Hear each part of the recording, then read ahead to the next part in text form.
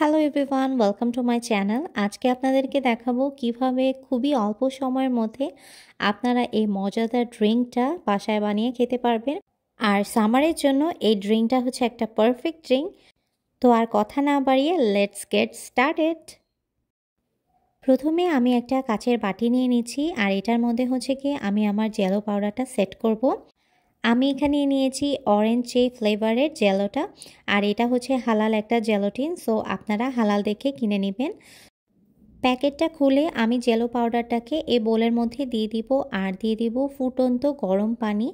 Jello পাউডারের সাথে আমি ফুটন্ত 1.5 কাপের মতো গরম পানি দিয়ে দিচ্ছি, আর এই পানিটা আর জেলো পাউডারটাকে একটু ভালো করে মিক্স করে নিতে হবে। সম্পূর্ণভাবে মিক্স করার পর এটাকে এখন আমি 1 ঘন্টার মতো রেখে দিব ফ্রিজে।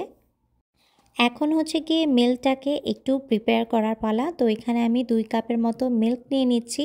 আপনারা চাইলে 2.5 কাপও নিতে পারেন, আপনাদের পছন্দ মতো কম বেশি নিতে পারেন। তো এখানে মিল্ক দেওয়ার পর আমি এখানে কনডেন্স মিল্ক দিয়ে দিব।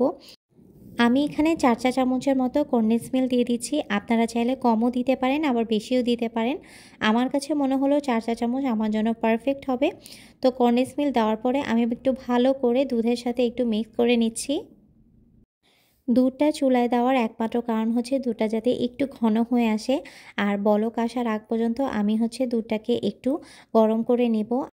যখনই দুধে বলক চলে আসবে সাথে সাথে হচ্ছে চুলাটা অফ করে দিব। আরেকটা সাইডে পাতিলটা নিয়ে যাচ্ছি, আর এই দুধটাকে একটু ঠান্ডা করতে দিয়ে দিব।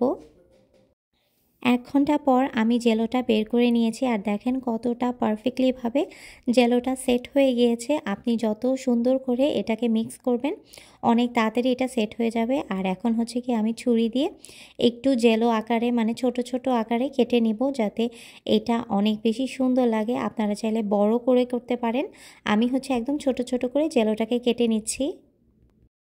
চামচ দিয়ে জেলোটাকে একটু ছাড়িয়ে নেব। এখন দিয়ে দিব 1/2 কাপের মতো কুচি করে রাখা ম্যাঙ্গো। তারপর আমি যে দুধটা জাল দিয়ে রেখেছিলাম সেই দুধটা ঠান্ডা করার পর এখানে হচ্ছে সেই দুধটা আমি এখানে ঢেলে দিচ্ছি।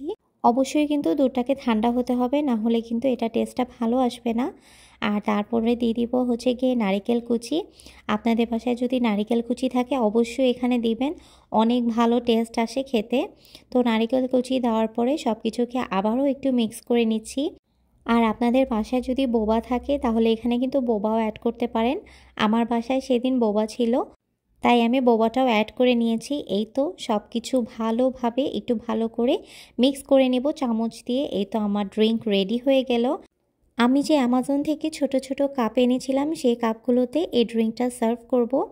আপনারা চাইলে গ্লাসেও সার্ভ করতে পারেন, আবার বাটিতেও সার্ভ করতে পারেন।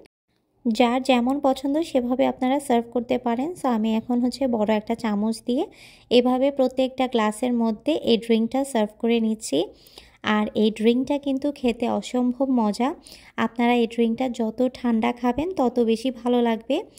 বাসায় যে কোনো মেহমান আসলে আপনারা এটা সার্ভ করে দিতে পারেন, সবার কাছে অনেক বেশি ভালো লাগবে। আর এই সামার সিজনের জন্য এটা একটা পারফেক্ট ড্রিঙ্ক। তো সবার কাছে এই ড্রিঙ্কটা কেমন লাগলো আমাকে কিন্তু অবশ্যই কমেন্ট করে জানাবেন।